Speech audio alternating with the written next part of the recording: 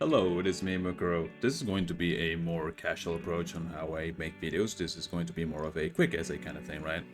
Uh, Way less edited than how I usually would like to go about my work. And it's because something has caught my attention when it comes to Stainless Zero. I've been playing this game for a while, and I am somebody that really enjoys being optimal with my games. So I'm someone who would constantly be looking up guides on how to do stuff and whatnot, right?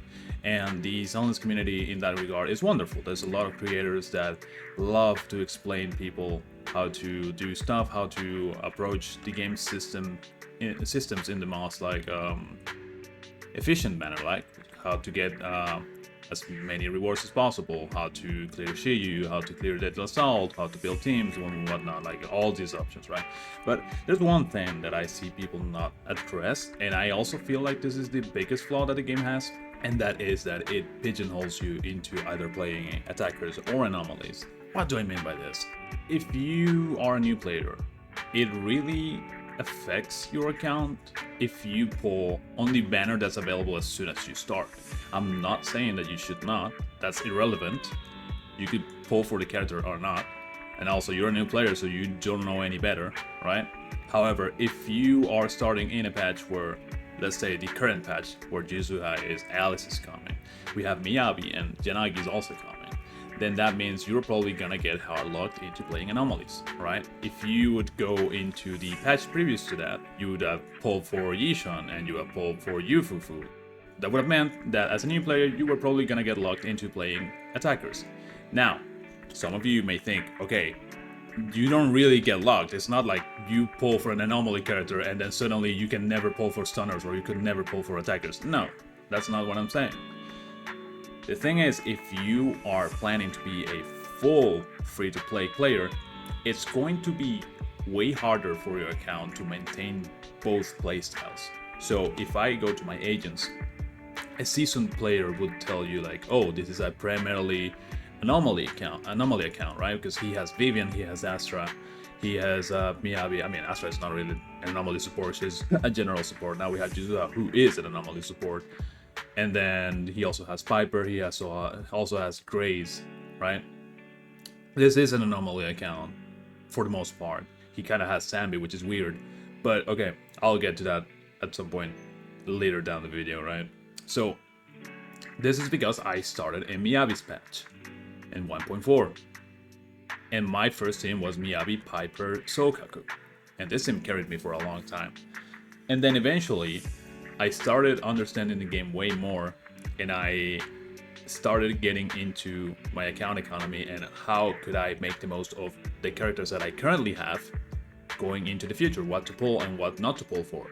So the thing with anomalies is that they gain more value the more anomalies you have in your account, because contrary to attackers, anomaly teams, they are very flexible in how you build them, because you could play any team that is two different anomalies and one support. You could play Miyabi Grace, you could play Piper Grace, you could play Vivian Grace, you could play Piper Vivian, you could play Vivian whatever. As long as they are two anomalies and one support, you're set. You're gonna be able to clear Shiyu, you're gonna be able to clear Deadly Assault. Yes, there's teams that are way more efficient than others, that's true. That's why we have a meta. It's not the same to say, like, for example, Grace, Vivian, Solkaku, in paper, that's a horrible team. However, it will probably be able to clear to some extent. Maybe not with flying colors, but it will be able to get you perhaps 2 stars, maybe 3 stars on Deadly Assault, depending on which boss, right? And of course, depending on how they build and how you play, but that's besides the point. The main reason why you're able to get away with this when you play anomalies is because for an anomaly team to work, all you need is 2 different anomalies, like 2 different elements. If you were to play Piper Vivian, Piper is Assault, Physical, and Vivian is Ether. So that means whenever Piper procs Assault, the next time that Vivian procs her Ether, she's just gonna proc a Disorder, and that's going to do massive amount of damage. So you are not confined to a specific point in the fight to dish out massive damage. If it also happens inside a stun window, great, that's even more damage, because Disorder is also affected by the damage augmentation that the enemy suffers when they are stunned. Yes, that's huge. but you are not planning your whole playstyle around a stun window when you play anomalies. It's just an extra bonus that it happens inside a stun window is great. However, if you were to play an attacker, then you are more conditioned to meet certain requirements. For example, if you were to play Ellen, then she's probably gonna need a stunner and a support. She would probably be played with something like Lycon as a stunner and Sokaku as her support, as it was usually in the good old days before Miyabi. That was called the Mono Ice Shell, right? You would play all 3 ice characters, but all 3 of them had different roles. However, you are also able to play Ellen with other teams like Lighter, maybe another stunner, or you could also play like Ellen with 2 supports, right? But the conditions are still there. Like, an attacker needs the support. At the very least, it needs 2 supports or 2 stunners, or traditionally 1 stunner, 1 support. Once you meet those conditions, even then, their playstyle also revolves around the condition of dishing, like building up resources and just going to town on your enemy when they are stunned. That's where attackers shine. It's more like a bursty playstyle. You build up all these resources, all this energy, and you dump all of it inside the stun window to do massive damage. Whereas in Anomalies, it's just a constant dish out of damage in the form of disorders, just throughout the fight. You're not limited to stun windows. Alright, you might be thinking, okay dude, but I just downloaded the game, I just started playing. How do I know what agents to pull for? Like, I see your account, I see the results, but how can I get there? Well, that's very simple. Once you understand the concept of enablers and enabled units, then you're gonna be set. So if you look at units like supports or stunners, these are enabler units because they are needed in many teams to work. Therefore, pulling for them gives your account even more value because you will be able to branch out into multiple teams from them. However, if you were to pull for a unit like, say, Hugo is an attacker that excels at stun windows because he deletes them, he totalizes them into a lot of damage. Therefore, he wants as many stun windows as possible. He needs stunners to work. Therefore, if you were to pull Hugo, that means you now need to pull for stunners for him to work. You are pigeonholing yourself into making Hugo work. Of course, at the end of the day, you can just pull for whoever you think looks cool or whoever gameplays you enjoy the most, but you also need to be aware that it might be possible that that train of thought will hinder your account and your enjoyment of the game once you hit endgame and you're not able to clear stuff. So I'm just here to shed light into something that, even though I call it a flaw, it might not necessarily be one, but it is definitely a pitfall for new players. It is definitely a noob trap, if you would call it that, when you do not understand that you really can't afford to be pulling for every character that comes out without a plan if you're going to be a fully free-to-play player. Alright, so this right here is the Signal Tracker website. For those who don't know, this is a website where you can just give it your pull history input and it will show you like, oh, this is how your pulls went overall in your account history, right?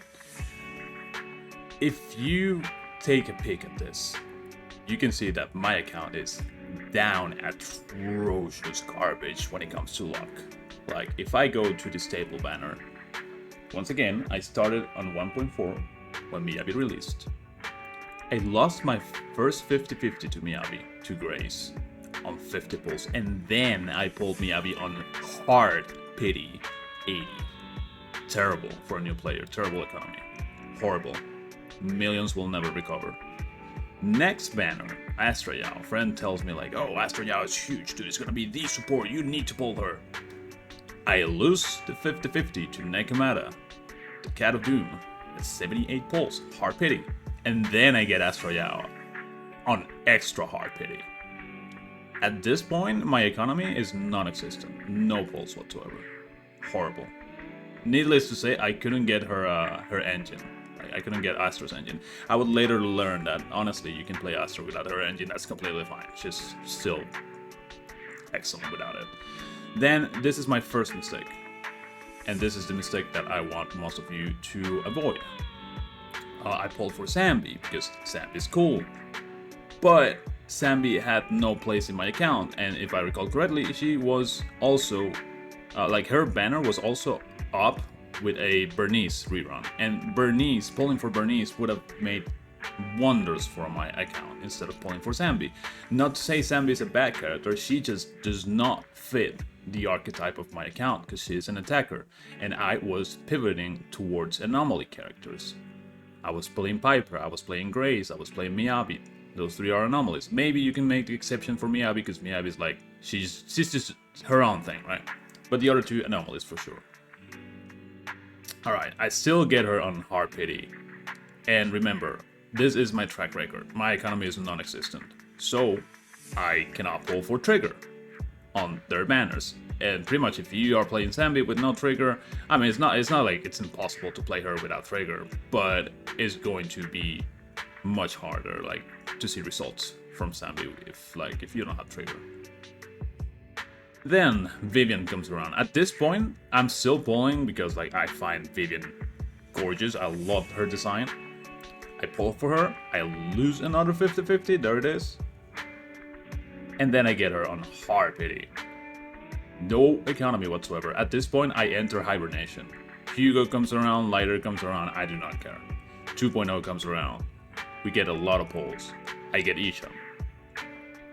Hard pity. No 50-50 loss, but extremely hard pity.